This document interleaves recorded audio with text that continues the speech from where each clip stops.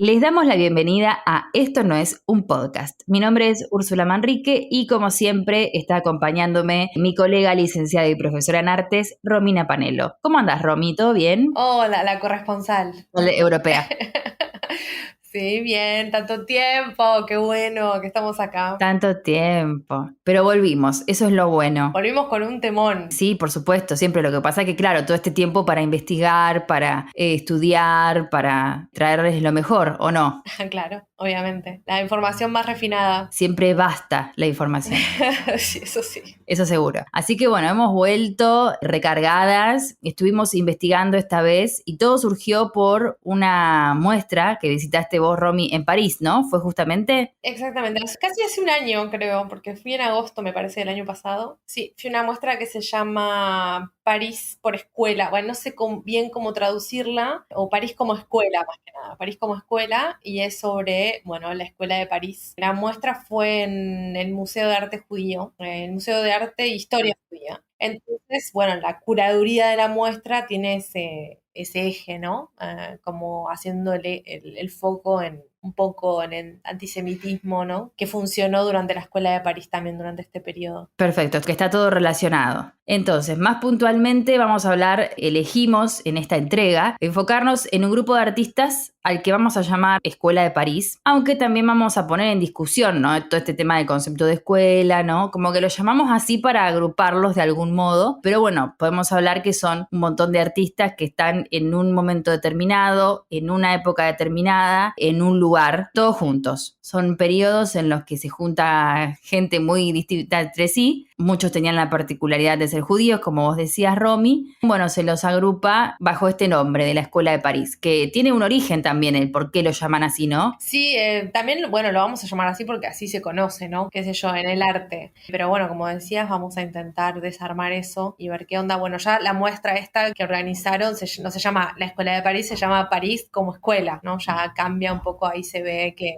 ella es otra cosa. Sí, la apelación Escuela de París, hay también un conflicto, digamos, ahí en, bueno, de dónde surge, quién lo dijo primero, ¿no? Siempre es alguien más, ¿no? Que nombra los estilos, no es la gente que está en los estilos, o bueno, a veces sí, pero la mayoría son críticos. Y bueno, vamos a ver que en este periodo y con la excusa de la Escuela de París, vamos a hablar de la importancia de estas redes en el arte, ¿no? Sobre todo los críticos. Claro, y también lo que vale destacar en este grupo en particular es que no es que son un montón de gente que se reúnen y dicen, ay, somos la Escuela de París, o nosotros nos identificamos, o tenemos un manifiesto, ¿no? Como Claro. sucedía con las vanguardias de principios de siglo, que dicen, bueno, somos futuristas, hacemos un manifiesto, queremos esto, tenemos estos objetivos. No es tan organizativo como otros movimientos que hemos visto, como el surrealismo, ¿no? Eran un grupo de gente que justo estaba reunida ahí y ahora los estudiamos posteriormente, les ponemos este nombre, pero no es que ellos tenían como objetivo ser determinado grupo, ¿no? Que es la particularidad de esta gente. Completamente. Es que, claro, pensamos en arte moderno y directamente nos vamos a las vanguardias, que creo que, bueno, para estudiar puede ser un poco más fácil, ¿no? Que todo esté ordenadito y que esté con categorías y que cada movimiento tenga un estilo y tenga un manifiesto. Pero bueno, esta gente viene a demostrarnos que en realidad es mucho más complejo y que el mundo del arte y las redes, de nuevo, como decíamos, los artistas, los galeristas, los mecenas, digamos, los salones, eran gente muy cercana y todo estaba bastante enmarañado y desenredar eso también es perder un montón de cosas. Entonces nosotros vamos a tratar de desenredarlo y volverlo a enredar de una forma que traiga luz a un par de cosas. Volviendo a lo moderno, para mí no hay nada más moderno que esto, que este lío, digamos. Sí, que toda esta mezcla, ¿no? Me acuerdo de la foto del taller de Picasso. Sí, la vamos a subir. Hay una foto del taller de Picasso donde se ve una obra de Modigliani.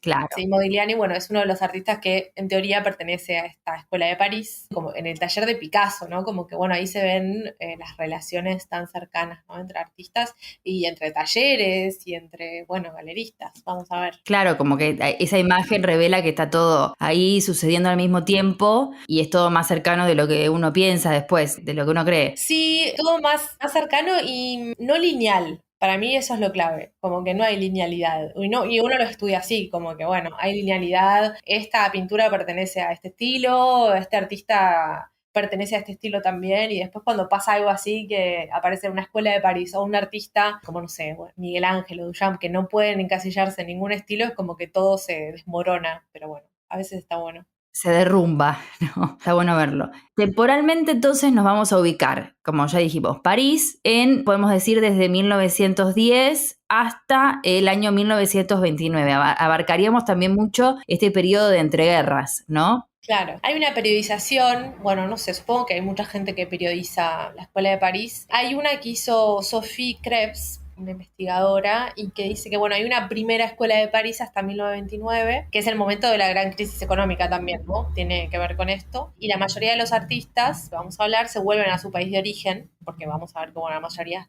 eran exiliados, o se van al interior de Francia, ¿no? A la parte del campo de Francia, digamos. Y después hay una otra ola, hay como una segunda escuela de París a la cual no creo que lleguemos, que va desde el 32 hasta el 43. Así que bueno, creo que nos vamos a centrar en la primera. Porque es verdad, se ve que va hasta esta época, hasta el 43, porque París tiene como un imán, ¿no? Como un imán especial, como la meca internacional del arte. Había un autor que comparaba al París de esta época con Italia del siglo XVI, como que era una meca del arte en donde todos los artistas extranjeros iban a aprender, juntarse con otros artistas, había franceses y extranjeros, que esto es lo particular también de esta escuela de París, que sucede en París, pero que hay un montón de extranjeros que vienen de diversas partes del mundo y que van a vivir en la capital francesa en este intervalo, ¿no?, entre las dos guerras mundiales. Lo que los une también es, paradójicamente, ¿no?, es la diversidad de estilos. Como que la única condición para estar en París en ese momento y ser artista era ser un poco moderno, es tener alguna propuesta así media radical, ¿no? Pero no es que seguían una línea formal. Son artistas de difícil clasificación, de una obra que es muy personal, cada uno tiene una obra muy particular, pero que se nuclean en este lugar, ¿no? Es muy personal, pero bueno, sí, todos son más o menos expresionistas en algún sentido, a veces también son abstractos, no todos, pero sí la propuesta, la condición para estar en este lugar era ser moderno, que es lo que dice Argan. Argan, sí, es muy bueno lo que decís porque esos artistas se mudaban a París para ser modernos, pero también estando en París, el ritmo al que se mueven los estilos y las modas y bueno, el que hay que vender para poder vivir, ¿no? Hay que ser conocido para poder vivir, como que todo eso como que lleva naturalmente a una aceleración de todo, y eso también es muy moderno, como que todo se movía muy rápido, incluso en el mundo de las vanguardias. Sí, es como que todo va y viene, se recombinan todo el tiempo estas rupturas vanguardistas, cada artista rescata algo de su propia tradición, porque como decíamos, todos son extranjeros, todos tienen una tradición distinta, más la influencia de las vanguardias, más la influencia esta moderna. Entonces, en este momento, mucha gente se ha preguntado por qué pasa esto en París. ¿Por qué París? ¿Por qué en este momento? Y bueno, se han intentado contestar de distintas maneras. Hay un conservador del Museo Nacional de Arte Moderno, que es Bernard Dorival. Él dice, bueno, ¿cómo me explico que toda esta gente aparezca en París en este momento? Puede ser por la multiplicación de los medios de transporte, puede ser una de las razones. También el prestigio que tenía París desde hace más de 100 años. Como decía, que era parecido a Roma a finales del siglo XVI, como un laboratorio de experiencias artísticas. O sea, si querías ser artista tenés que ir a París. Es como, bueno, si querés ser actriz o actor, tenés que ir a Hollywood, ¿no? Él lo equipara a eso, ¿no? A un Hollywood, pero del arte. Y también rescata al cubismo como un primer movimiento que es verdaderamente internacional, como que aportó Francia a los demás países, digamos, ¿no? Es decir, que ningún movimiento antes del cubismo, dice él, había unido tan poderosamente a franceses con extranjeros en la elaboración de un nuevo arte. Entonces, él menciona el cubismo como un movimiento típicamente francés. Y tenemos que también ubicarnos mentalmente en 1914, porque recordemos que Alemania también tenía una actividad pictórica muy intensa, trabajan muchos extranjeros, ¿no?, como Kandinsky. Después también tenemos a Rusia, que tiene una nueva idea de arte que se desarrolla en Moscú, pero cuando fallece Lenin, la política artística de los soviets cambia, y entonces lo que hacen los representantes de la vanguardia rusa es que se exilian, ¿no? Como Chagall, que vamos a hablar de él más adelante, que van a París. Lo que pasa es que, bueno, tenemos Rusia, entonces la política cambia. Alemania, que también las cosas no iban muy bien, entonces París era como un lugar de escape. Es como que él dice, bueno, entonces la historia trabajó en favor de que los artistas vayan a Francia. Pero igual, dice, tampoco se explica, porque después de que viene la Segunda Guerra Mundial y van a Estados Unidos a buscar refugio, después de ir a Estados Unidos vuelven a París. Entonces es que no se explica cómo todos iban a parar a París. No es que decía, bueno, tenemos una política de valorización de nuestros artistas desde el Estado, no había nada de eso, ¿no? Pero es como que hay un aire, hay un clima de que, bueno, de que todo es posible, de que hay libertad, ¿no? Entonces, por eso dice quizás es que los artistas iban a parar todos ahí. Teorías, ¿no? Sí, hay unas respuestas que, bueno, no son unívocas, digamos. Creo que lo más importante es esto que vos decís del espíritu, ¿no? De libertad y de una ciudad como en ebullición también, ¿no? Como que las cosas pasaban en París. Y quiero retomar esta idea que vos dijiste de Roma, de hacer el paralelismo con la Roma del siglo XVI, porque sí, sabes que estos artistas no iban a una escuela, claramente estaban fuera de los salones y de las escuelas académicas. Y entonces, ¿dónde estudiaban? Estudiaban, bueno, medio autodidactas con sus compañeros, con sus colegas, ¿no? En los talleres, o iban a talleres de artistas ya consagrados como Mondrian o como Matisse, tenían unos talleres importantes, pero iban a los museos, que es lo que hacían los artistas italianos en el siglo XVI.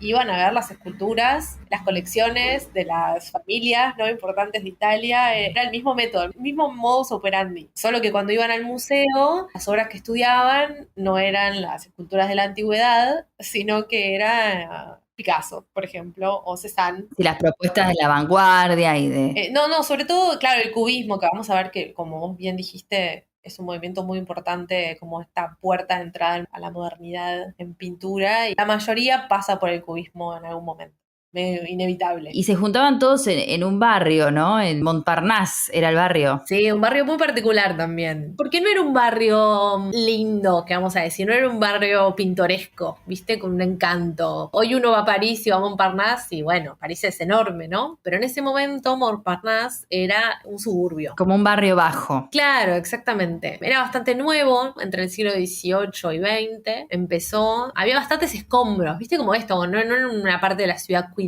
Un barrio de estudiantes. Y bueno, los estudiantes que estaban ahí lo llamaron el Monteparnaso, ¿no? De los poetas en la antigüedad. Y tiene sentido también de que sea también un barrio pobre, porque estos artistas eran toda gente que era extranjera, que venía acá a buscarse la vida, no tenían con muchos recursos, entonces se ve que el café era barato también, puede ser un lugar barato para estar. Ahora, si querés tomar un café en Montparnasse, me parece que no va a ser el mismo precio. No.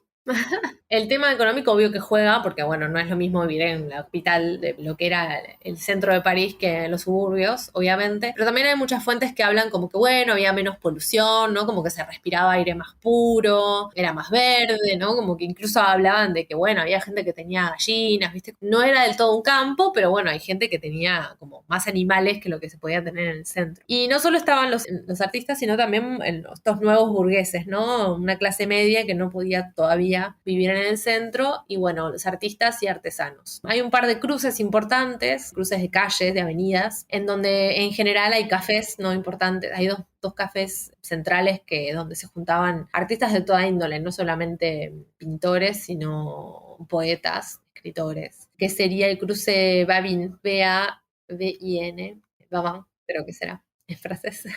Y bueno, recién en 1905 este barrio ya era un barrio de estudiantes y de artesanos y artistas, pero recién en 1905 se convierte en este centro mundial del arte y la literatura. Hoy es un barrio más, digamos, de París. Hay una torre muy conocida que se llama la Torre de Montparnasse, es el edificio más alto de París. El segundo más alto. El primero está como medio en las afueras, es una torre bastante fea. Después está esta que tampoco es linda y después está la Torre Eiffel. Pero bueno, para hacerlo se destruyen como 500 talleres de artistas para hacerlo, así que bueno, tremendo. Es un edificio bastante feo. Lo único bueno que tiene es que, bueno, cuando subís arriba tenés una vista increíble, ¿no? Pero nada más. Y porque, bueno, cuando uno sube a la Torre Eiffel, lo único que no ves es la Torre Eiffel, así que está bueno subirte a otro edificio feo para poder verlo.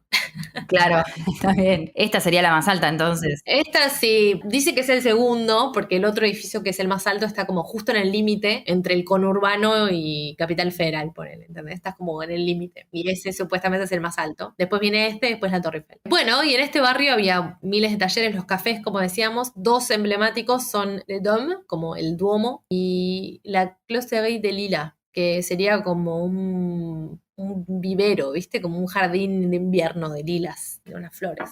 Bueno, estos dos cafés muy importantes y, bueno, talleres. La Colmena, este es muy importante, en francés es La Ruche. Es un edificio en forma de colmena, ¿no? Como circular, fundado por Alfred Boucher. Era un escultor, más relacionado con lo académico. Pero lo interesante de este hombre es que tenía una visión bastante vanguardista respecto al espacio, ¿no? De esta colmena. Muy interesante que la estructura interna de la colmena, de este edificio, es una estructura octogonal y fue diseñada por Gustave Eiffel. Ah, mira, buenísimo. Sí, entonces bueno, tenía un montón de cuartos y el tipo lo que dice es como que bueno, yo no quiero alquilar artistas, quiero crear talleres, quiero crear muestras. Entonces como esta idea medio de centro cultural, ¿no? Muy vanguardista. Un lugar de reunión de todos estos artistas. Totalmente. Entonces no les cobraba muy caro a los artistas, lo único que querían que estén ahí, que produzcan y que expongan. No estaban todos acá en La Colmena, había un par de los más conocidos, digamos, vamos a mencionarlos después. Tenía como 140 talleres y después había dos centros culturales o en realidad como estos edificios de artistas, estas residencias de artistas. Como La Colmena había una que se llamaba Cité Flaguière y una que es Cité Dumont. Eran como centros importantes de producción e intercambio, ¿no? Como que bueno, se iban a visitar. Claro, sí, eran todo gente amiga, ¿no? Entre sí. Como esto que vos decías de las redes, era la red social de ese momento, estos cafés. Pero a Montparnasse la vamos a ver representada en todos los cuadros de estos artistas billones de veces. Y acá también nace un poco esto de la idea del artista bohemio, que para ser artista hay que ser una persona muy sufrida, una persona que deja su lugar de origen, siempre pobre, que no tiene para comer, muy simplista lo que digo, pero la gente tiende a pensar que un artista tiene que estar en contra de lo establecido, ¿no? O estaba por fuera del circuito del arte de ese momento, entonces era como un arte muy antiburgués. Y no solamente las propuestas artísticas, sino también en un modo de vida, ¿no? En su modo de vida. Acá también nace como esta idea de la bohemia, de la idea del artista bohemio, como los escritores malditos, ¿no? Como todo. Totalmente, sí, los artistas malditos, justo iba a decir eso. Claro, vamos a ver que no todos eran parte de estos artistas malditos, que en realidad se asocia con esto que dice Ursu de muertos de hambre, así que literal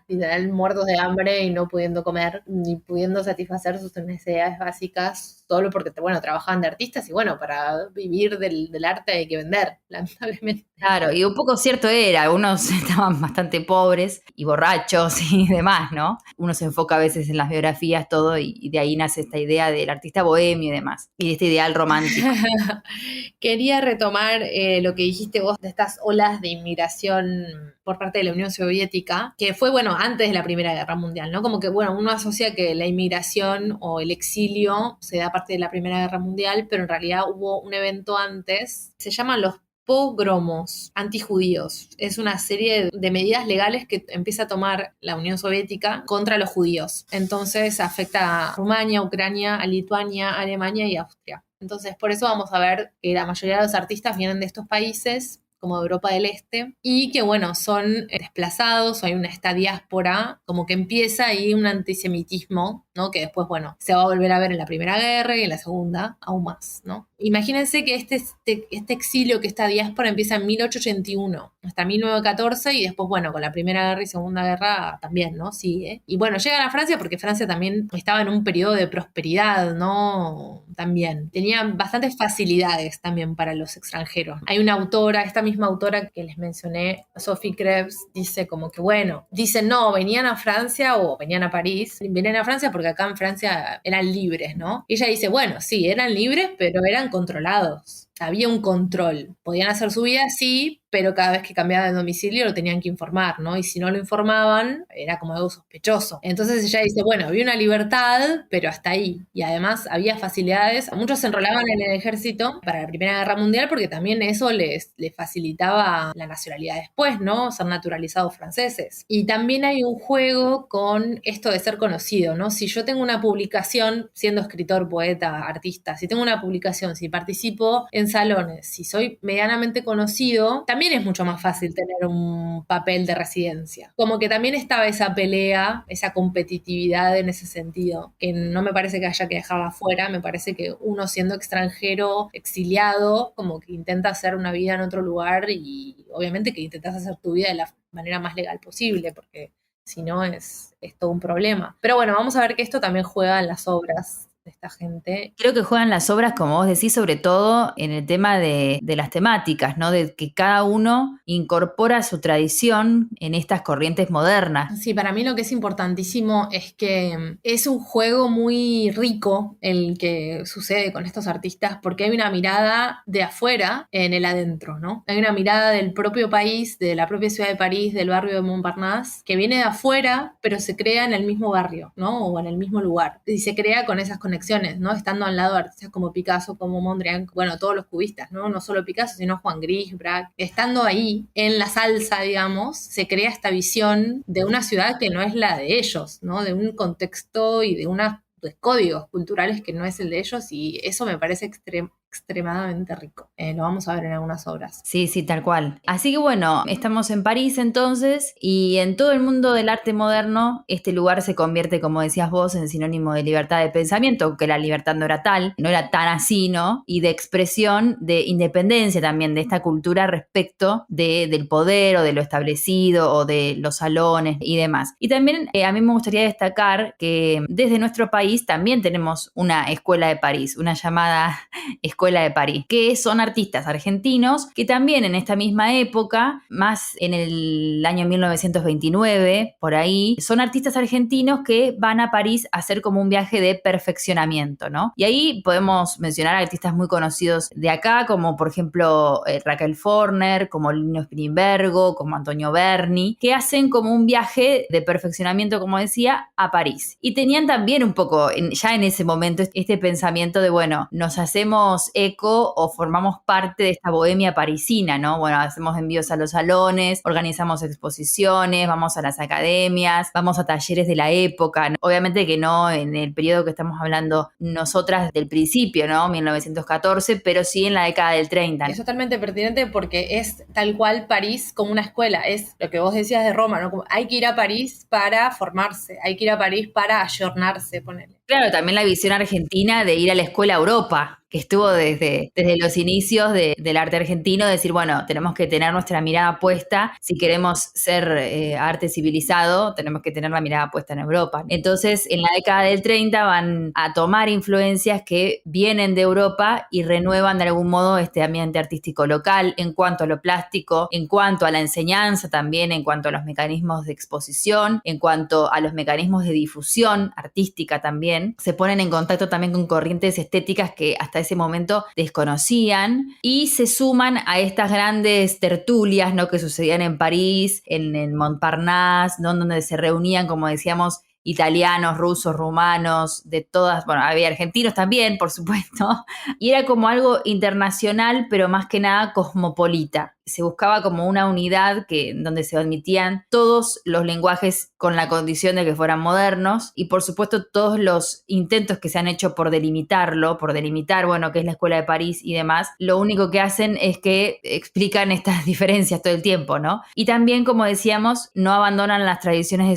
sus países de origen, sino que las incluyen en esta ensalada, ¿no? Cosmopolita. Entonces, eso también está bueno destacar. Y que los argentinos también formaban parte de esto. De hecho, hay una foto en la que están todos estos artistas como Bigatti, Forner, Marechal, todos ellos en París en el año 1930. También estaba Diego Rivera por ahí, también estaba Trotsky, ahí en La Rouge, ¿no? Donde vos decías. Bueno, y ahora vamos con la parte más jugosa, si se quiere, ¿no? Que eso, ¿algún chusmerío tenés de todo este tema? Obvio, siempre el chusmerío. Hay tanta gente acá metida, porque capaz que entre los artistas había chisme, pero bueno, el chisme que nos llega a nosotros es a través de las fuentes, ¿no? De lo que queda escrito. Y los que escribían eran los críticos, así que ahí vamos. Siempre hay metidos los críticos. Sí, tremendos. Pero bueno, para mí es importante, ¿no? Lo que este grupo de artistas trae a la luz, porque son muy importantes los críticos en la vida de un movimiento y de un artista, ¿no? De que pasa a la posteridad. Vamos a empezar un poco por la apelación que tiene que ver con este chisme que en el mundo académico el chisme se le llama querella.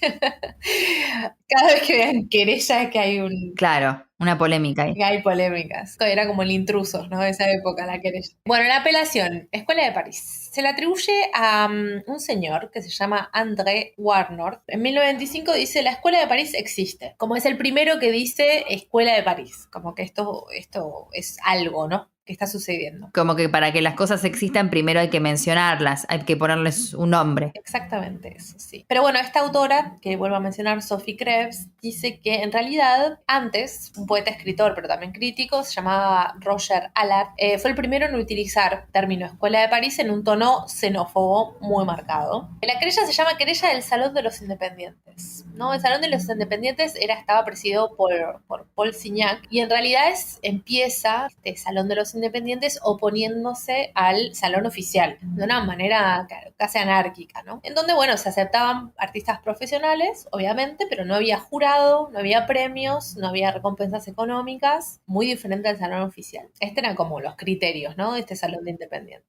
En 1920 se convierte en una asociación pública este lugar. Había también otros salones, el Salón de Otoño, el Salón de las Tullerías. Todos estos eran como por fuera del salón oficial. Entonces, este tipo, nuestro amigo Roger Allard, el primero, ¿no? El que se le atribuye haber hablado de la Escuela de París, empieza a denunciar que hay pequeños atentados, dice él, en el Salón de los Independientes, siempre tan exagerados, ¿no? Pequeños atentados. O sea que se empiezan a formar grupos de artistas formando una exposición de pequeños grupos. Como que lo que dice es como que, bueno, está empezando a ver en estos salones es que distintos artistas se van agrupando y en vez de ser una exposición de todos, empieza a ser una estrategia para que sean percibidos de cierta forma por los críticos. Que bueno, vamos a darle la mano, tiene razón, digamos, como que si es una iniciativa, en realidad, de este Salón de los Independientes, para exponer a todos los artistas, y surgen estos artistas que quieren monopolizar la atención de los críticos y de los diarios, como que dice, bueno, hay un intento de manipulación y también en formar un gusto determinado en el público. Hasta acá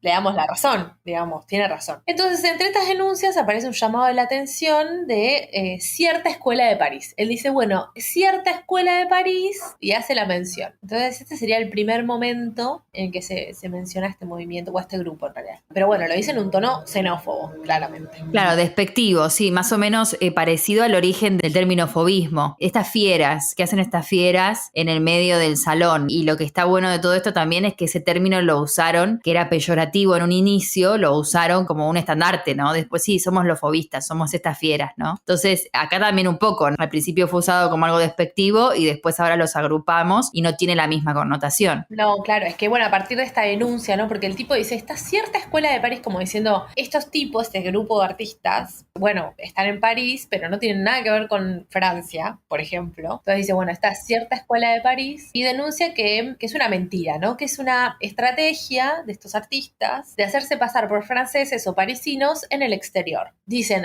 yo pasé por París y ya soy parisino, estoy impregnado. Bueno. Claro, claro. Se hacen los parisinos estos rusos y estos eslavos. Claro, estos judíos, básicamente. Entonces, bueno, acá empieza la querella, ¿no? Porque a partir de esta denuncia que es el tipo, que por un lado tiene razón, porque bueno, si estás proponiendo un salón de los independientes y vas a empezar a crear grupitos, como que bueno, pero él claramente está atacando con un tono bastante discriminador a toda esta gente. Entonces, otros críticos van a empezar a opinar sobre el tema y van a empezar a intentar clasificar a estos artistas, que esto es como lo más gracioso, ¿no? Porque empiezan a decir, por ejemplo, Kisling es un artista polaco cuando ya estaba naturalizado francés, digamos, ¿entendés? Como el tipo ya estaba residiendo en Francia y bueno, no, es polaco. Cuando nunca había conocido Polonia, nació en Polonia, pero bueno. Y después también intentando asociar a otro de los artistas que es Passin, a una escuela norteamericana. Es como que, bueno, este intento que siempre es un poco ridículo, ¿no? De intentar asociar a un estilo. Vamos a ver que con estos artistas de la Escuela de París es incluso más ridículo intentar ponerlos en un casillero. Asociar un estilo a un país. Sí, totalmente. Bueno, esto fue más o menos en el 20. En el 24 surge otro problema, que es como que, bueno, frente a esta denuncia, ¿no? Se cambia la organización. De estar en orden alfabético, ¿no? Las obras expuestas pasan a estar ordenadas por nacionalidad. Y esta polémica dura todo un año. Todo un año de críticos escribiendo en diarios, otro que le responde, bueno, y así. Y en 1925, nuestro André Warnord, que a este es el que como que se le atribuye, ¿no? Retoma el término con la intención de revitalizar el arte francés a través de la presencia de este arte extranjero en Montparnasse y en el barrio de Montmartre. Y comienza la grieta de los conservadores, diciendo no, hay un arte francés, hay un arte no eslavo, no judío, y los xenófobos, ¿no? Vinculados también con un fuerte nacionalismo, antisemitismo. Y bueno, estos progresistas, ¿no? Que están a favor de esta integración, ¿no? Y dicen, esta escuela de París en realidad enriquece el arte nacional. Entre estos progres está nuestro amigo Apollinaire. Apollinaire siempre he metido. Apollinaire también podríamos catalogarlo como este poeta maldito, que formaba parte de esta vida bohemia, estaba en el medio de todo. Sí, de hecho murió por la gripe española, el COVID de esta época. Sí, el COVID de principios de siglo. Y bueno, entre 1921, ¿no? 1921 y el 1925 hay 28.000 artistas extranjeros en París, un montón, representando el 1% de la población parisina. Entre ellos estaban artistas plásticos, obviamente, también artistas que trabajaban en el arte decorativo, eso también es muy importante, y artesanos. Pero bueno, digamos que es la querella, ¿no? Como que empieza a resonar esta escuela de París, estos artistas judíos, y con estos estilos que uno no entiende bien de dónde salen, como que bueno, tienen un poco de cubismo, tienen un poco de expresionismo, pero no son ni uno ni el otro, y tienen un poco de esto que vos decías, que su baje, de dónde vienen, y también que están experimentando, como vos decías, es un laboratorio, entonces bueno, es muy difícil categorizarlos. Dentro de su misma obra también es diferente entre sí. Por poner un ejemplo, Chagall tiene obra totalmente distinta entre sí, depende de la época, depende de lo que haga, depende de lo que esté experimentando, ¿no? Que es lo natural también en los artistas, pero esto sucedía. Sí, entonces tenemos a la grieta de los que creían que este arte no estaba manchando, estaba desvirtuando el buen arte, ¿no? O el arte moderno de las vanguardias, por ejemplo, y los que decían que no, bueno, este arte en realidad está enriqueciendo la visión que hay del arte hoy, o sea, es esto en realidad lo que hace que el arte esté vivo, ¿no? Que esté todo el tiempo en movimiento y cambiando. Claro, y lo absurdo de querer encontrarle o de encontrarle una relación entre el estilo, el modo de hacer y la nacionalidad, ¿no? De cada uno, esto que decías vos, que los agrupaban por nacionalidad. No, y sobre todo que en realidad en las temáticas que vamos a ver, solo uno, que es Chagall, tenía temáticas judías. El resto no hacen referencia al pueblo judío, o sea, como nada que ver, ¿viste? No es un arte judío. Para nada, las temáticas vamos a ver tienen que ver con, primero, la ciudad, como vos dijiste.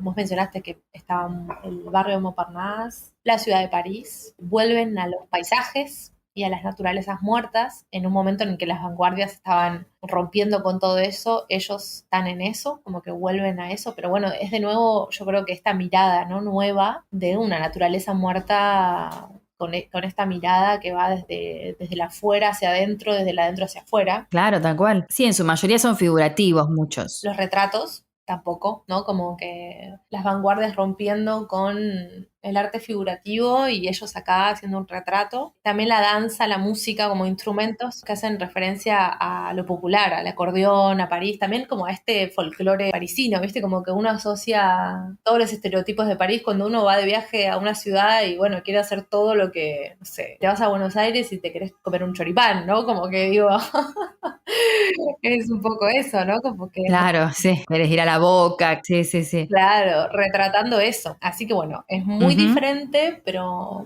es muy, muy rico también. Claro, tal cual. Particularísimo cada producción, o sea, cada artista son un montón, ¿no? Los que están agrupados en la Escuela de París o los que podemos agrupar, pero son todos distintos entre sí, por eso a veces está bueno hablar de ellos en particular. Como decía bien Argan, este autor, lo único que se puede decir de ellos es que son todas propuestas modernas, como para más o menos agruparlos de algún modo, pero después, siempre que se intenta hablar en general, es medio imposible. Sí, y bueno, pero esto me parece que es lo que lo hace tan rico. Tal cual, sí, sí, sí, esta heterogeneidad. ¿Cuál es tu preferido de todos los artistas de estos de París? Oh, no sé, Chagall es muy bueno. Sí, es genial. Chagall es increíble, porque bueno, más allá de que, bueno, la temática tiene referencias al pueblo judío, también es muy fantástico.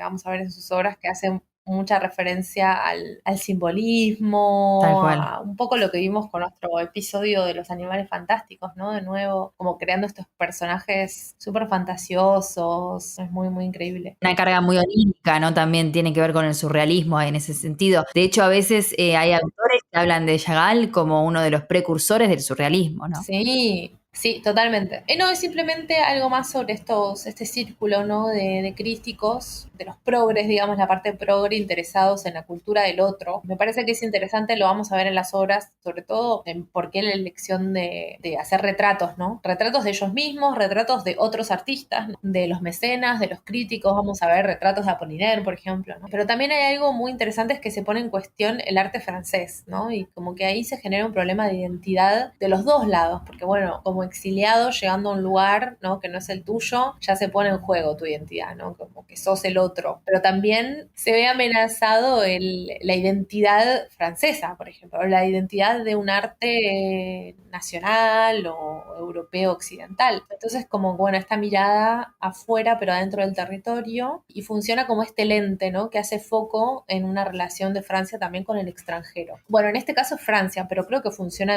en todo el mundo, ¿no? Como se diferencia el arte moderno del arte extranjero, ¿no? Poniendo en cuestión el ideal europeo. Esto que vos decías de lo moderno, ¿no? Como que no lo podemos agrupar, como decía Argan, solo podemos decir que, bueno, son modernos. Pero acá, esta gente lo que decía es como que no, ellos no son modernos, ellos son extranjeros. Claro, claro, claro. Lo que era moderno para ellos era quizás el cubismo. Claro, sí, o el fobismo, o bueno, todo lo que empieza después, pero sí.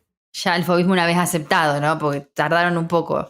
Claro, sí, Primero sí, sí. aceptaron la vanguardia y una vez que la aceptan, ya la toman como propia, bueno, todo lo que es extranjero es malo porque es extranjero, ¿no? Totalmente, es que es lo que decíamos, ¿no? Como ellos están fuera de los salones oficiales, pero también están fuera de las vanguardias y de los manifiestos. Es como que están en este linde que, bueno, ponen en evidencia todo esto que está muy bueno de charlar. Están a la vanguardia de la vanguardia, o sea, están al margen, son unos Total. outsiders de la vanguardia también, o sea, son lo menos de lo menos, Sí, pobres, ¿no? En ese momento.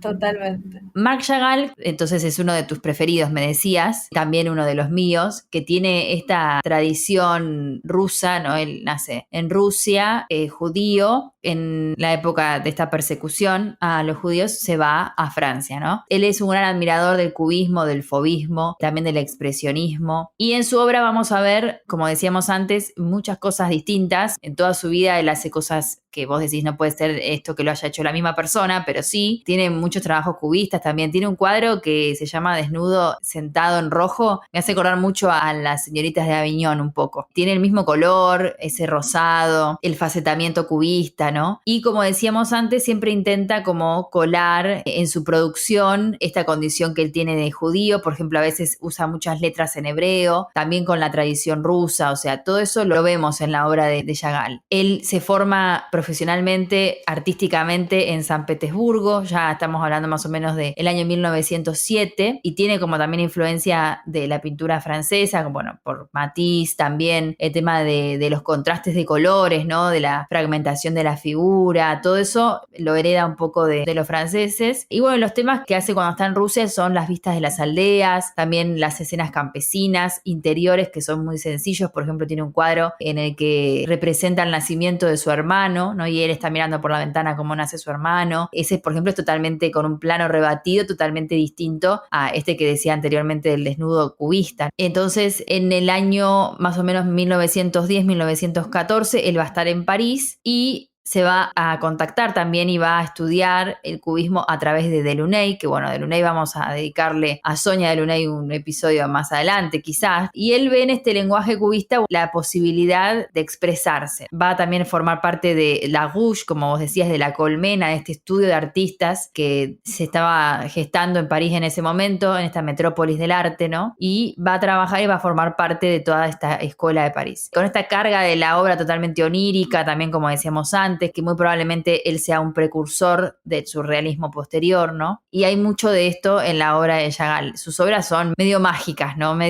Tienen de todo. Sí, totalmente. Sobre todo en su época de París se ve mucho la Torre Eiffel, ¿viste? Ah, ¿sí? Está muy presente, sí, sí, sí, en París por las ventanas, por ejemplo. Tiene las personitas que vuelan, muy típico, ¿no? En Chagall es como su marca, su leitmotiv, podemos decir. Su marca personal, sí. Claro, pero bueno, en París por la ventana es pintar la Torre Eiffel, que es como, uno piensa y dice, me voy a París y le saco una foto a la Torre Eiffel, ¿no? Como que estoy acá. También es un poco apropiarse, eso lo vamos a ver en varios artistas y en la parte de fotografía que vamos a tocar también, ¿no? Como apropiarte un poco del lugar donde estás, como hacer tu hogar en un lugar que no es tu hogar. Y bueno, vemos a la Torre Eiffel, a un gatito en París por la ventana, ¿no?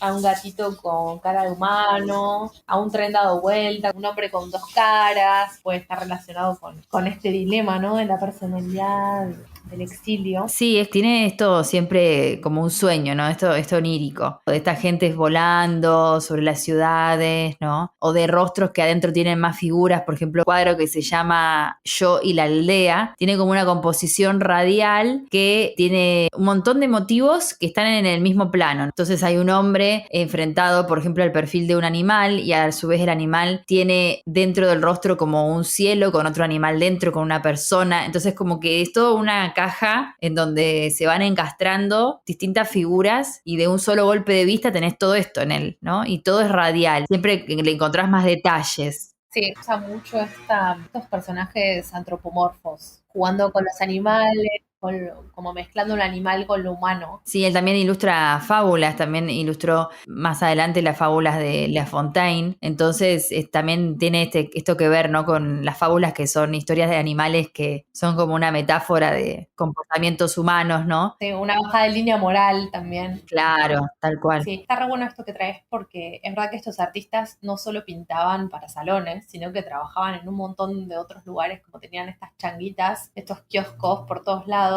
y dio también vestuario para ballet, por ejemplo. Claro, escenografías. No, y también vestuario para escenografías y vestuario. También le encargaron las ilustraciones de la Biblia, también eso lo hizo. Todo porque, bueno, era su trabajo, ¿no? El pintar y tenía que mantenerse de algún modo. Justo hay un texto que leímos de Meyer Shapiro que habla sobre las ilustraciones que hizo Chagall para la Biblia, que uno piensa, bueno, a ver, él tiene que atenerse a un texto porque la Biblia es un texto muy específico, ¿no? Pero él hace una visión, dice Shapiro, puramente personal de esto que es tan cerrado como la Biblia, ¿no? Que pasan las cosas de un modo y no de otro. Pero aún así, él logra, a través de las ilustraciones que hace de la Biblia, ponerle su impronta, ponerle su sello a estas historias bíblicas. Hay una obra del periodo parisino también que se llama Autorretrato de los Siete Dedos. Y bueno, tiene claramente una simbología judía, ¿no? Con el número 7, ¿no? De los dedos. El número más místico para los judíos, ¿no? Como que Dios tomó 7 días para crear el mundo, etc. Y se ve por la ventana, él está, bueno, es un autorretrato, él está pintando un cuadro y también, ¿no? Como estilo cubista,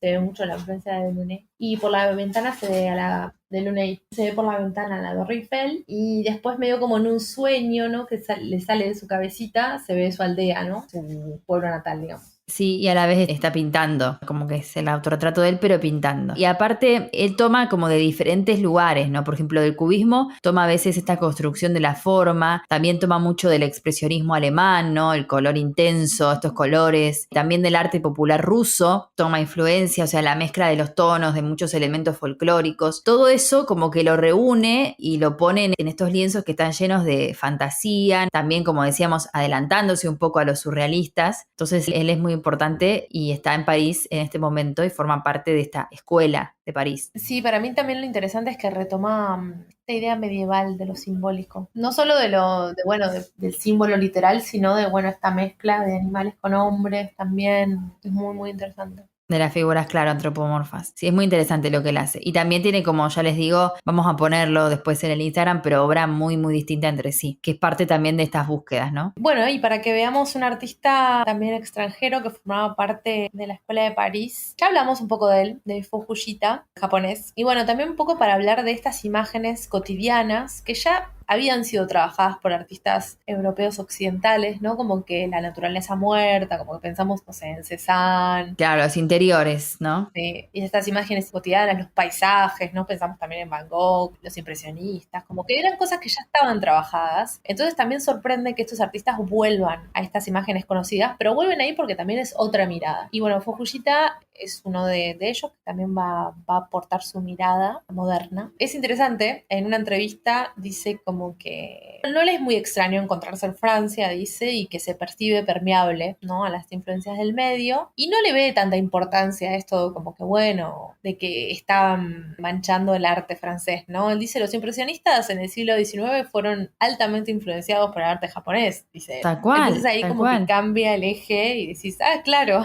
Perfecto lo que dice, porque también como que pone en evidencia, como te digo, lo absurdo de tener que plantearse qué empezó, que nosotros primero, que esto París, que no París, que Japón. Ya está, es arte, forma parte de la búsqueda. Sí, forma parte de la búsqueda, totalmente. Y también, bueno, él tenía una excentricidad él mismo, ¿no? Entonces este autor, que se llama Kenneth E. Silver, escribió Made in Paris, hecho en París, donde, bueno, habla de varios artistas y dice, bueno, Fukuyita, además de ser fetichizado porque era extranjero, y es excéntrico porque es japonés, también él mismo se vestía, sí, un poco excéntrico, ¿no? Como que él mismo también aportaba a ese personaje, fetichiza su propia imagen. Y bueno, también, bueno, lo oriental como completamente diferente en términos de cultura, ¿no? A lo occidental. Entonces, en Fukuyita también vamos a ver naturaleza muerta, vamos a ver retratos y vamos a ver desnudos. Todo esto que la vanguardia intentaba no hacer, Claro, claro. digamos. Pero bueno, totalmente diferente, ¿no? Que lo que vimos con Chagall, una paleta despojada, poca materia, hay un intento de acercamiento a la estampa japonesa. ¿Viste? Se intenta evidenciar la tela, esto también es muy moderno, intentar evidenciar la tela, ¿no? Con una línea muy presente y como que parece que es una témpera, es una estampa en realidad. Por ejemplo, tenemos desnudo con gato, recordemos que a Fukuyita le gustaban mucho los gatitos. Sí, es verdad, tiene un montón. Eso ya lo hablamos en este espacio. Sí, este es de 1930, así que estamos medio al límite de la escuela de París. Pero bueno, tenemos el desnudo, ella está en una posición bastante incómoda y es el color del pelo el que resalta. Está todo medio monocromo, ¿no? En tonos grises y negros y blancos. El gatito mirando al espectador.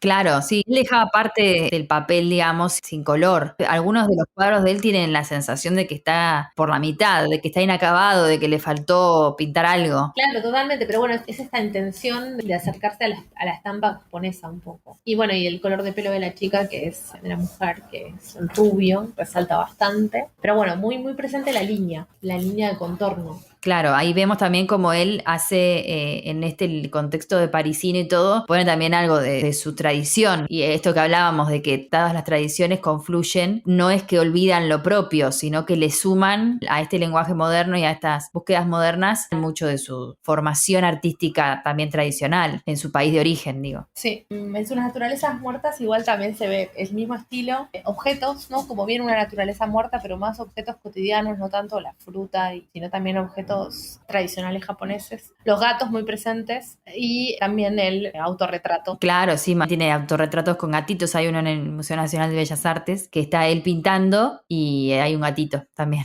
remolón, que está al lado de él en el autorretrato.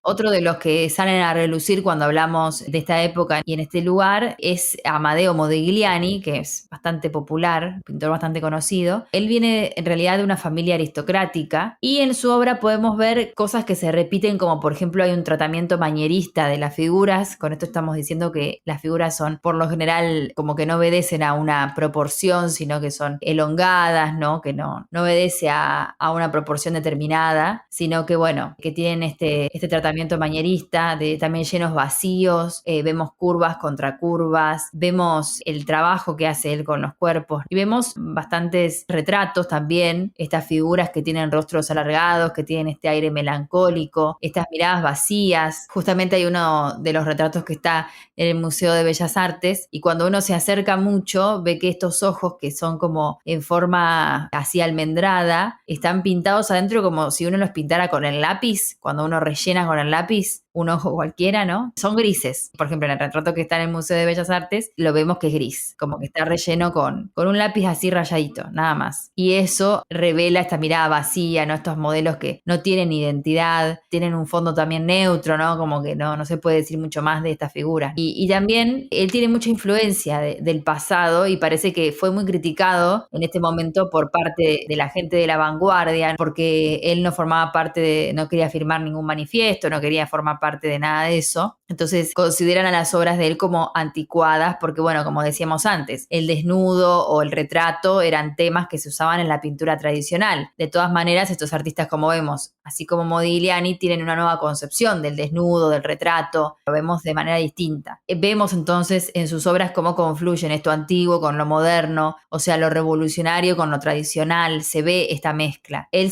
sí estudia en una academia de arte a finales del siglo XIX, también tiene contacto con Apollinaire, con Picasso, con Rivera, también cuando va a París. Para principios de siglo está muy concentrado en pintar retratos, en pintar desnudos. En el año 1917 tiene su primera exposición individual, que parece que es cancelada el mismo día de la inauguración por la policía porque genera indignación pública que en un desnudo se mostrara un vello púbico, entonces le cancelan la exposición. Y bueno, como todos también sabemos, Modigliani es una figura, de hecho hay películas de él y demás, que también aporta su vida a esta idea preconcebida, si se quiere, del artista sacrificado, del artista bohemio, que sale de una familia rica pero que no tiene un centavo por dedicarse al arte, que tiene muchísimos problemas de salud, como que su vida se ve signada también un poco por la tragedia, muere muy joven por una enfermedad y su mujer se suicida, o sea, es todo como una gran novela su vida, ¿no? Sí, un gran drama, sí. Un gran drama, un gran dramón. Pero bueno, como decíamos, él tiene mucha influencia también de Cézanne. El tema del alargamiento del canon es muy particular en él, hasta me atrevería a decir característico de su obra. El tema de los rostros que él hace, estos contornos de los rostros, ese rostro que recuerda a las máscaras que habían influenciado tanto a Picasso, ¿no? Estas máscaras africanas. También lo influye de algún modo a Modigliani y el expresionismo también lo influye. Entonces acá vemos también confluyendo todo a la vez. Sí, yo creo que, bueno, esto de experimentar y trabajar sobre una figura y un retrato y sobre la identidad, creo que el tema de la identidad es central en este momento. También como una búsqueda de encontrarse, ¿no? Ellos mismos. Esta identidad de que soy mi nacionalidad, soy mi país de origen, soy donde estoy ahora, soy un artista. Me parece que más que un producto terminado es como una búsqueda en ese sentido también. Sí, sí, sí. Claro, estas obras nos hablan de eso, de esa búsqueda, ¿no? Hablando de Modigliani, quería traer una galerista que justo viene al caso, que hablaste de su expo, de su exposición. Es una mujer, una galerista muy importante, de hecho. La que investiga esto se llama Marianne Lemorvan. Creo que la mencioné antes diciendo que ella era la galerista, pero no, ella es la que investiga sobre esto. Se llama Bert Weil, la galerista. Es un centro neurálgico de todos estos artistas nuevos y extranjeros que llegan a París. Ella hereda de su marido una tienda de antigüedades, claramente queda viuda y decide abrir una galería de arte y darle lugar al arte vivo, ¿no? Como que ya es algo bastante avant-garde, vamos a decir, para una mujer, ¿no? Que decide hacer esto. Y bueno, empieza a comprar un montón de obras, de hecho como que, viste, muy, muy jugada. Compró las primeras obras de Picasso recién llegado a París, como no apostando a lo nuevo. Ella estaba muy como que no, hay que ir por lo nuevo. También compró obras de Sara, ¿no? El artista que después va a ser dadaísta, de Chagall, de Passin, y es la que organiza, no sé si será la misma exposición, porque también hay una anécdota, organiza la única exposición de Modigliani en vida, porque después todas las que se hicieron ya él estaba muerto. Pero yo en la anécdota que había leído, ella salió a hablar con la policía y le dijo, no, déjenme, que qué sé yo, como que medio que los convenció. Sí, ok. Pero bueno, en todo caso la exposición se dio en esta galería relativamente chiquita y medio conocida por todos los artistas y los que estaban en ese círculo, ¿no? No es que era una exposición en el Salón de los Independientes. Pero bueno, digo como que esta mujer dijo, este tipo necesita una exposición propia. El criterio, voy al criterio, ¿no? Muy importante esta mujer en de hecho hay un montón de fotos, como que se hacían reuniones, fiestas de disfraces, hay una foto en la que están todos disfrazados, está Picasso, los de la Escuela de París, hay un montón. Y para mí esto también revela, ¿no?, la importancia de estas redes que se tejían en el interior de estos barrios y de esta ciudad. Los contactos son muy importantes, ¿no? Sí, y esta persona que no es tan conocida o que no se menciona mucho cuando hablamos de la Escuela de París y que fue fundamental también en la reunión de todos ellos, ¿no? Exactamente, es lo que esta mujer, Le Morvan, intenta valorizar, darle valor a esta mujer que apostó, ¿no?, a todo este arte nuevo. No sé, comprarle una obra a Picasso recién llegado a París era como, no sé, una inversión. Claro, mucha visión, muy visionaria. Está bueno destacarlo eso. Sí, Totalmente. Bueno, y otro de los artistas que están en esta época formando parte de este grupo es Chaim Soutine. También nace en el seno de la comunidad judía, o sea, también es un ejemplo de estos artistas judíos que van a París, pero recordemos que la comunidad judía ortodoxa, donde Soutine vivía, estaba prohibida la realización de imágenes, ¿no? Por considerársela pecaminosa. O sea, los judíos no tienen imágenes en su tradición. Entonces, lo que hace es que más o menos en 1913 se va a trasladar a París, se va a establecer en Montparnasse con compatriotas. Por supuesto, ahí empieza su vida tumultuosa, vive en condiciones muy precarias, pero aún así puede completar sus estudios en la Escuela de Bellas Artes. También lo conoce a Modigliani. De hecho, Modigliani lo pinta a Soutine en algunas oportunidades. Y bueno, lo que podemos ver en su obra es que está muy influida también por Van Gogh, por Cézanne, por el Greco, también podríamos mencionarlo como una influencia, y podemos definir a la obra de él como expresionista, ¿no? Pintaba de una manera como frenética. Las pinturas que vemos de él tienen mucha materialidad, ¿no? Sabes que es uno de mis preferidos. Sí, es uno de mis preferidos también. Y tiene una manera de hacer muy particular, que es como que arrastra las manchas, ¿no? Como que va arrastrando las manchas. Tiene personajes frecuentes. Por ejemplo, hay un cuadro de él que se llama La Res, que es una res justamente colgando, nada más. Tiene un fondo medio azul y es la res que está, como la vemos en la carnicería, colgada del gancho. Bueno, así. Entonces, en cuanto a la temática, también esto es bastante particular. Que vos pintes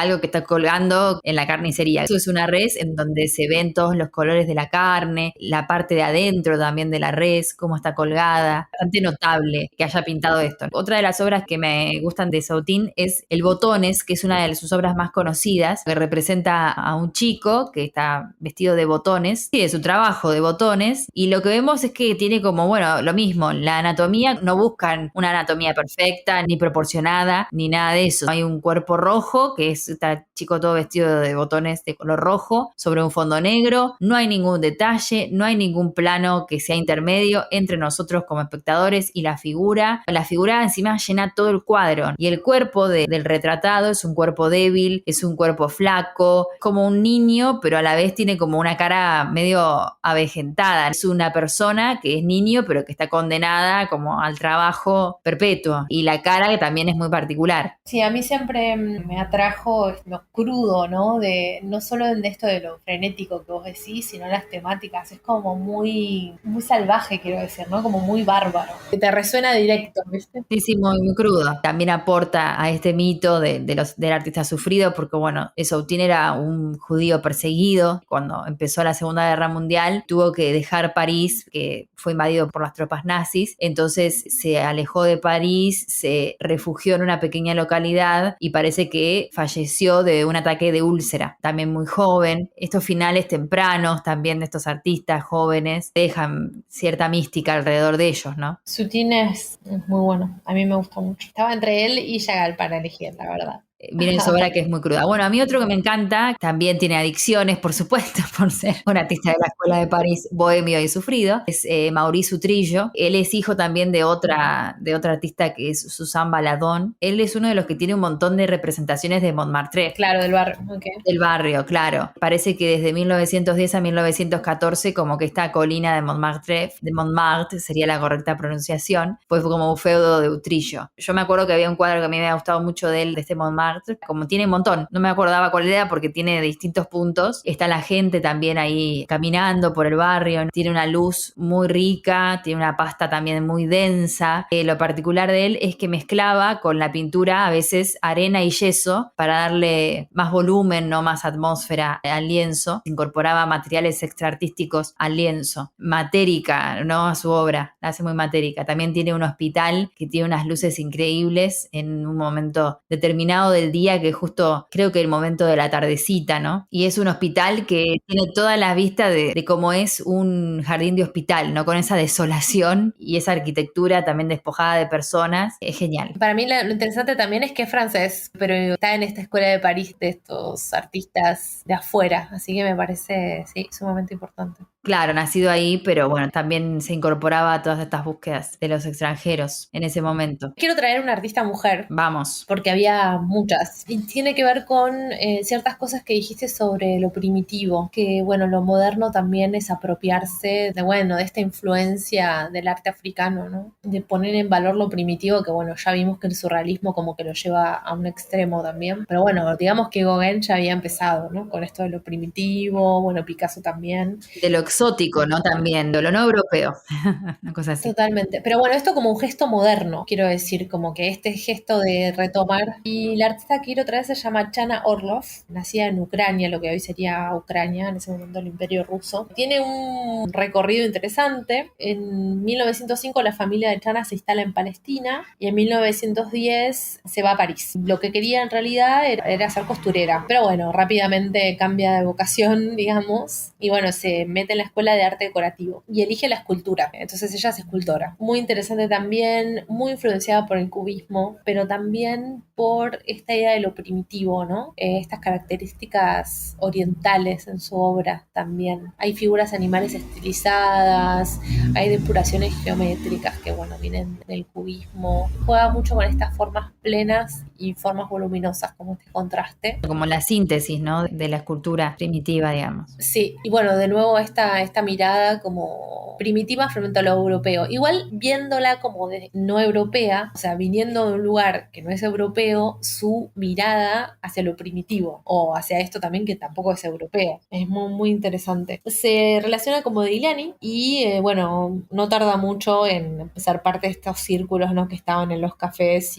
y en los círculos estos de discusión también. Expone en 1913 en el Salón de Otoño, expone en 1913 y bueno, cuando se encuentra con Modigliani descubre como este interés por el cubismo y ahí su escultura se radicaliza y se transforma. Y en los años 20 se convierte en retratista de la élite parisina y en 1922 tiene su primera exposición personal en una galería privada y después obtiene la nacionalidad francesa. Quiero decir como que las mujeres eran importantes en este círculo, como que estaban presentes, producían y exponían al mismo nivel, pero bueno, lamentablemente los libros... Sí, no hay mucha información por el tema este de la invisibilización, pero seguramente estaban ahí, debatían con todos y formaban parte, como En ella. las obras de Chana, en una de ellas, ella está en el taller esculpiendo escultura en madera. Tiene una obra de 1916 que se llama Serenidad y se ve esta influencia oriental que decíamos de una persona como con los ojos rasgados, ¿no? Es solamente un rostro. Y después un torso de 1912 donde se ve como estas líneas sinuosas de las que hablábamos, estilizada, que hace pensar también a Modigliani, lo que hablamos de su contacto con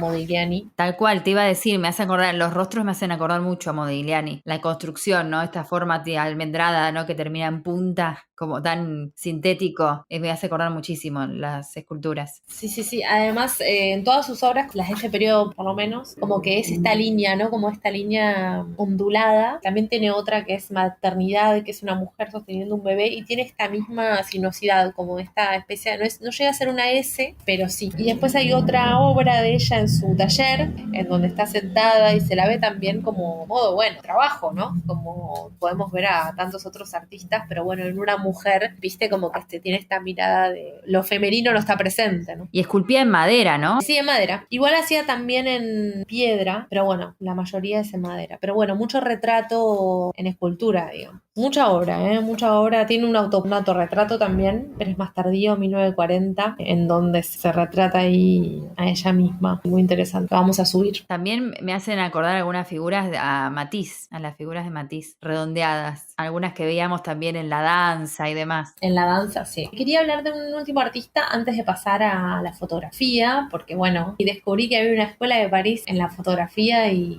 nada, me voló la cabeza, así que bueno, vamos a compartirlo. El artista del que me gustaría hablar, que también es uno de mis preferidos, se llama Kisling. Kisling, Mois.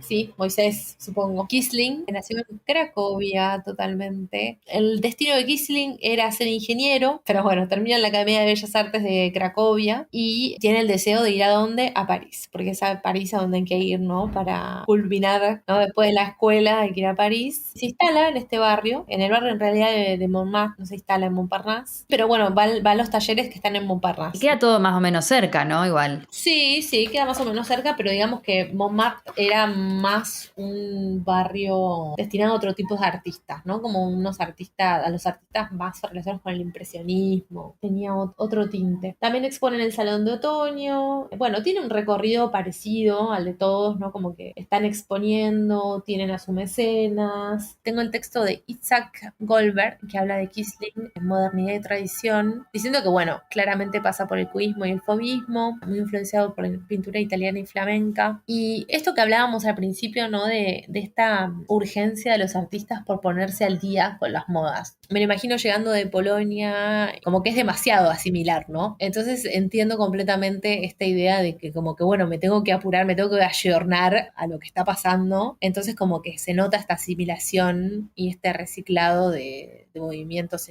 artísticos, de estilos a una gran velocidad, y creo que lo vemos en varios artistas. En la pintura polaca también había un estilo, un simbolismo que era dominante todavía. Bueno, llega a París en 1910, ya con un bagaje artístico importante, y tiene a su mecenas que se llama Adolf Basler y que le compra toda su producción luego de su exposición en 1912 en el Salón de Otoño, y como que bueno, él escapa de esta nomenclatura, ¿no? De los artistas malditos porque bueno, tiene su mensualidad. Claro, es una excepción a la regla porque es un asalariado, tiene un mecenas particular.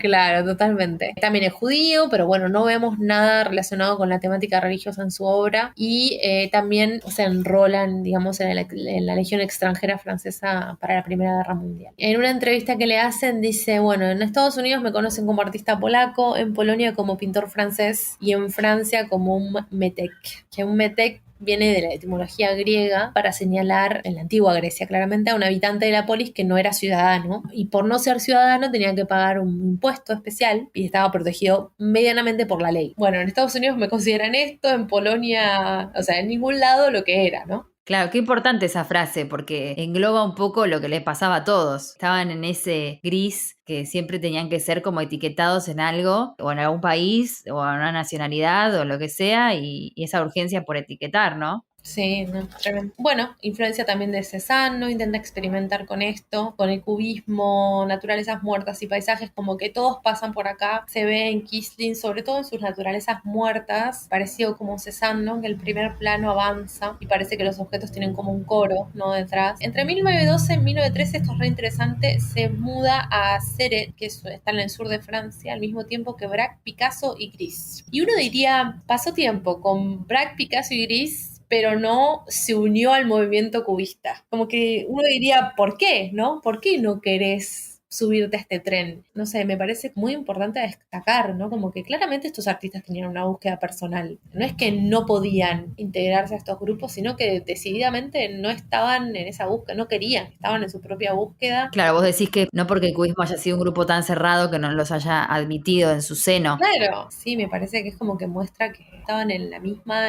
ensalada, como vos dijiste. Pero bueno, claramente no se querían casar con nadie. Yo quiero usar todo esto. Y en ese momento como que no lo pensaban como, bueno, voy a hacer historia y voy a ser cubista para pertenecer a este movimiento, ¿no? Eso lo vemos ahora nosotros en el futuro, pero en ese momento era otra cosa, era otra intención, ¿no? Sí, yo lo veo como que también capaz no tenían ideales tan claros, ¿no? Como, no sé si estoy tan de acuerdo con todo el manifiesto cubista, por ejemplo, ¿no? Como, no sé si me quiero meter en esta, no estoy tan de acuerdo. También como viendo los estilos como herramientas, ¿no? Como, no, yo quiero usar a Cézanne, quiero usar al cubismo, quiero usar lo que aprendí en Polonia. No me quiero meter en esta cajita y quedarme acá como un cubista para siempre. Pero bueno, rápidamente se mueve esta transformación geométrica radical. Hay un crítico que dice que él se vuelve, ¿no? Como que vuelve al realismo organizado, lo llama. De él vamos a ver, bueno, dijimos naturaleza muerta, retratos. Hay un retrato que me gusta mucho que se llama Mujer con Yal polaco, que vamos a ver algo parecido a lo que mencionaste como Diliani en los ojos. Vemos que los ojos están almendrados también, no tienen ni pupila ni pestañas. Entonces son estos personajes que no van al encuentro con el espectador. El espectador no puede conectar con la mirada, ¿no? De este personaje. Están como ausentes, tienen esta meditación melancólica. Que hacen las veces esos ojos de estos orificios que hay en las máscaras, que son huecos, en definitiva. Completamente. Y los objetos también, todo el contexto donde están los retratados parece como escenográfico. Como que los objetos se pusieron después, ¿no? Como que se pintó primero el personaje y después agregó el fondo. Entonces hay este juego entre la realidad realidad, entre un ideal y también lo particular de la figura humana o de la persona retratada. Juega con eso. Los colores son muy, muy interesantes, hace pensar también en Chagall, en Soutine. Entonces está esta línea muy frágil, ¿no?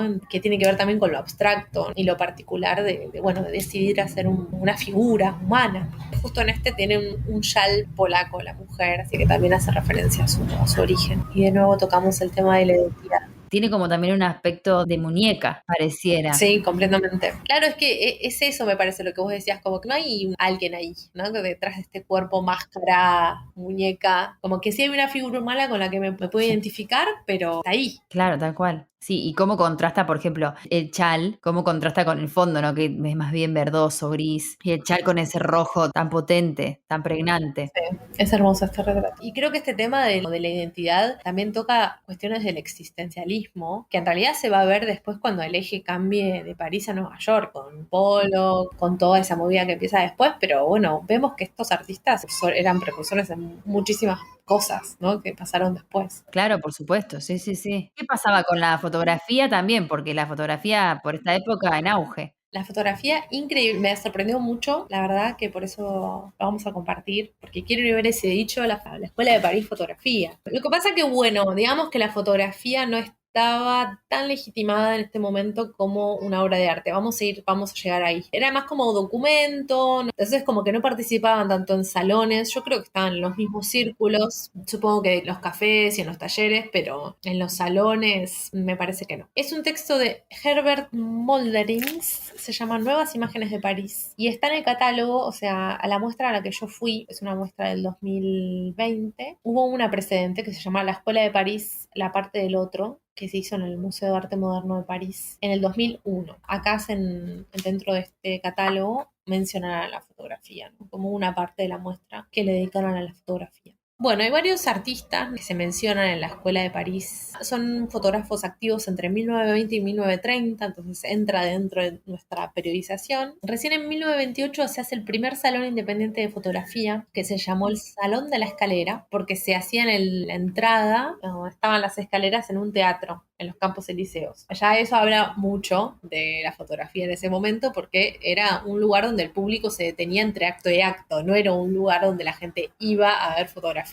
Tengo varios nombres, voy a mencionarlos. Man Ray está dentro de esta, el más conocido. Bernice Abbott, la mayoría extranjeros. Germany Krull, bueno, digo los apellidos. Albin Guillot, Madame Dora, André Kerset, Otterbridge, bueno, hasta ahí, todos extranjeros. ¿Cuál era la búsqueda de esta gente en fotografía, no? Como que ellos querían evitar la fotografía que imitara a la pintura. O sea, querían alejarse de esta fotografía pintoresca, vamos a decirle, del grabado y del dibujo, ¿no? Entonces es una posición antipictórica de la fotografía. Son diferentes estilos, de nuevo, ¿no? Como que tienen esta misma característica, cada uno tiene su estilo, pero están unidos en este caso por la temática, ¿no? Una misma iconografía, podemos decir. Entonces el común va a ser el mito urbano llamado París. París de los años 20, los cabarets, los talleres de Montparnasse, los jardines de Luxemburgo, la Torre Eiffel. Digamos que los mismos temas que los pintores, pero bueno, ellos los van a hacer en fotografía, que era algo que no se había hecho. La mayoría habían sido formados no como fotógrafos, claramente, porque no había esta formación, sino como pintores y tenían experiencia técnica en la fotografía profesional. La experiencia técnica la tenían, no habían sido formados en imagen, digamos.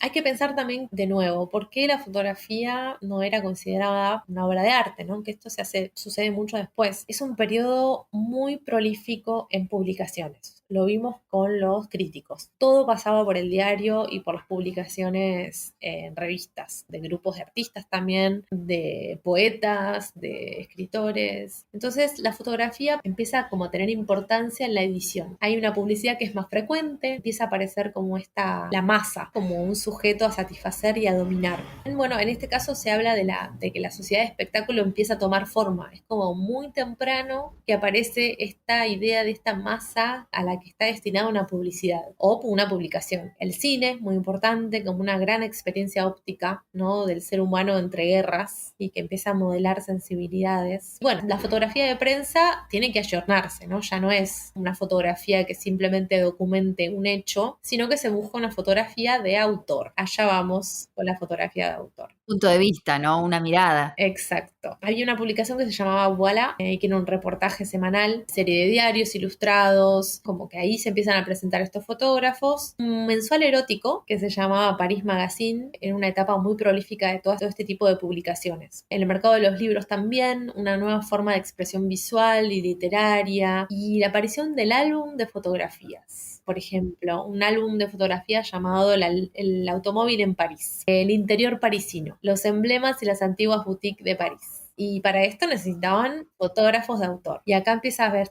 esta mirada de estos artistas de la Escuela de París, una mirada extranjera dentro de esta ciudad tan cosmopolita. Igual es en Alemania que es el primer centro europeo en publicar este tipo de álbumes, y después en París. Una muy conocida es París de Noche, de 1932, de Brassai, que se desarrolla como medio un film documental moderno, ¿no? Como hay tomas que comienzan a la medianoche, muestran los lugares de trabajo, de placer, de reposo en la ciudad, y termina con los lecheros al alba, ¿no? Como que hay una línea narrativa. Esto es totalmente nuevo. En la misma línea hay una que se llama París vista por André Kertész, que es un artista en 1934. Es la misma idea, pero diurna. Ahí ya tenés el autor en el título directamente, claro. Sí, en el título. Que es, bueno, es la misma idea de París de noche, pero es de día. Digamos, muestran esta metrópolis internacional como ciudad idílica. Como esta ciudad idílica, pasible, preindustrial, casi provincial. Como que son artistas que dejaron sus conflictos bélicos en sus países y encuentran esta beta de la ciudad donde se posicionan como espectadores en un teatro, ¿no? Como observando a la ciudad funcionar, digamos, o a los personajes de la ciudad. Entonces ya nos alejamos de una fotografía asociada a la documentación, sino que es más que nada la distracción, al placer, es subjetiva, es individual, pero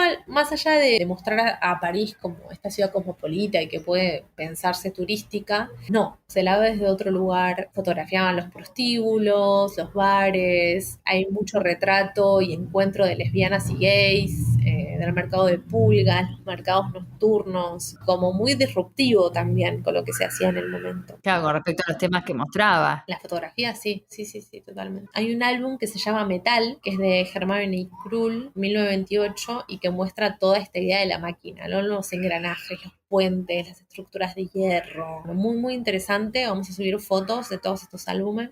Y bueno, lo que decíamos de la obra de arte, es recién en 1970 que la fotografía se empieza a coleccionar. Cuando uno empieza a coleccionarla, decís, bueno, la considero una obra de arte, ¿no? O un objeto digno de ser coleccionado. Hay que tener en cuenta que todas estas fotografías, todos estos álbumes de los que hablamos, circulaban solamente a través de tiendas de prensa y estaban destinadas a la reproducción. Es muy interesante pensarlo así, como que no estaban destinadas a esto, a exponerse salvo en estas escaleras, sino más que nada, bueno, a la venta de estos álbumes, a los turistas. Alemania empieza antes a coleccionar, pero bueno, todo lo que se fue encontrando, o sea, el rastro de todas estas fotografías, cuando se expusieron en esta muestra, nada, fueron a las publicaciones. Y van a ver, son la mayoría en blanco y negro, se ve mucho esto, lo homosexual. Por ejemplo, hay una fotografía muy buena, trato de Brassai, que se llama La fumadora de opio y el gato. Entonces hay una mujer fumando opio en un sillón con un gatito al lado. Todo no sé, lo prohibido, ¿no? Lo oculto, el lado B, digamos, de este París.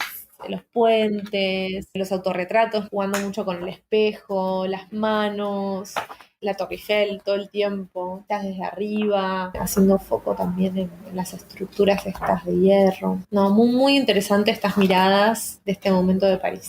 Que estaban sucediendo al mismo tiempo, digamos. Sí, pero también, bueno, se ve esto que también vemos en la pintura, se ve esta ausencia. Es extraño porque se ve la ausencia del ser humano, pero a la vez cuando aparece el ser humano está o idealizado o totalmente corrido del ideal. Es muy, muy interesante. Tenemos también a la foto de Man Ray, muy conocida, que se llama Mujer de pelo largo, que es la mujer como tirada la cabeza para atrás y se le une el cabello. Claro, eso te iba a preguntar, ¿no? Man Ray también es uno de los que está en este momento en París, más o menos 1920, por ahí. Holly Nagy, recuerdo también como uno de los artistas pioneros, ¿no? De la fotografía, en este intento de también que la fotografía se separe un poco de esta intención representativa que tuvo desde el inicio. Totalmente, alejarse de lo pictórico y también alejarse de lo documental, ¿no? Encontrar un camino propio. Sí, también lo buscaba, que a veces sacaba fotografías de un ángulo de la pared, ¿no? Cosas de esas. O estas búsquedas también de juegos de imágenes o de reflejos, como vos decías, decías, en espejos y esas cosas también se veían en este momento. El debate también posterior de que no es posible alejarse de lo representativo en la fotografía. Así como en la pintura también buscó lo típicamente pictórico, la fotografía también estaba en esa búsqueda. El tema es que supuestamente la fotografía no puede separarse de eso. Se entraba en estos debates de que sí se puede, no se puede, ¿no? Y bueno, están estas búsquedas en el medio. Sí, yo creo que lo que tienen en común, por esta razón pusieron estas obras en la muestra, es que, bueno, es una mirada diferente a la propia de París y a la gente de París, ¿no? A la gente que habita la ciudad y que, bueno, vuelve al exterior, ¿no? Como que, bueno, esta mirada de París de noche, por ejemplo, no es una mirada real de París, es la visión de este artista como quiso mostrar a París de noche, como eso me parece muy interesante. Tal cual, sí, sí, que creo que también más allá del debate, si el debate no debería ser representación sí, representación no, sino este tema de la mirada, ¿no? Y de lo particular de cada quien en la fotografía. Todas estas las vamos a subir a nuestro Instagram. Sí, van a ver que están buenísimas cuando las vean en el Instagram. Bueno, ¿alguna reflexión final de esta escuela de París, llamada Escuela de París por llamarla de algún modo? No, simplemente que me encantó haberlo hecho porque me parece un periodo, un espacio-tiempo y personajes que hablan de muchas cosas. Su obra es muy increíble, pero también su experiencia y la forma en que vivían, ¿no? Y la forma en que se vinculaban nos enseña mucho, no sé, de cómo en realidad lo mal que estudiamos el arte, ¿no? No solo de dejar las mujeres de lado, sino como insistir en esta linealidad. Yo creo que lo que más muestran es la poca linealidad que hay en todo, en la vida. Que bueno, en realidad es lo más difícil obviamente de explicar y de transmitir, pero es lo más complejo y rico de información cuando uno se mete acá en estos lindes, ¿no? En estos límites que no están definidos para nada, en estos grises que decíamos. Yo creo lo mismo, está bueno verlos todos por separado porque si bien estaban formando parte de algo en común, cada uno tenía su especificidad y cada uno tiene su obra, así que si a ustedes les interesa pueden ir a cada uno y ver lo distinto que es uno del otro. Me parece interesante, ¿no? Estudiar cómo confluía todo esto en un mismo lugar, París, por qué todas estas búsquedas y también cómo se influyó en este momento en la idea que tenemos a veces del arte hoy o alguna persona puede llegar a tener hoy del arte, de la leyenda del artista, ¿no? Como un ser sacrificado, como un ser que tiene que estar por fuera de la norma, que tiene que estar por fuera del mercado, por fuera de hasta la vanguardia misma, ¿no? Estos espacios en donde hay tanta gente distinta entre sí, tanta heterogeneidad, son enriquecedores siempre, tanta heterogeneidad también de géneros, bueno, como vos decías, la fotografía, los poetas, los pintores, todos confluyendo en el mismo lugar. Y es verdad, estos altibajos, ¿no? Esta poca linealidad, como decías vos, esta influencia, contrainfluencia, ¿no? Artistas argentinos también ahí metidos en el medio, ¿por qué no? Es un momento, si bien propicio, todo resulta disímil entre sí. Eso también es lo loco, ¿no? Que todo en un mismo lugar y todo en el mismo espacio, pero todo distinto a la vez. Entonces eso también es muy interesante de ver. Sí, porque eso también choca con la idea de que, bueno, el contexto hace el estilo, ¿no? Que muchas veces pensamos eso y no. Y choca también con el concepto de escuela, ¿no? En donde hay un maestro que da una línea y bueno, y todo el resto se parece más o menos entre sí. Y acá tenemos una escuela en donde nadie es parecido a nadie. O sea, o sí, pero de manera muy distinta, o uno sí, otro no, ¿no? Entonces se ve todo mezclado y es divino que esté todo mezclado también, ¿no? Sí, totalmente. Así que, bueno, si te parece, hasta acá el episodio de hoy y nos volvemos a encontrar la próxima. Dale, te mando un beso enorme y un abrazo a todos. Un beso a París, un beso para allá. Hasta luego. Chau, chau.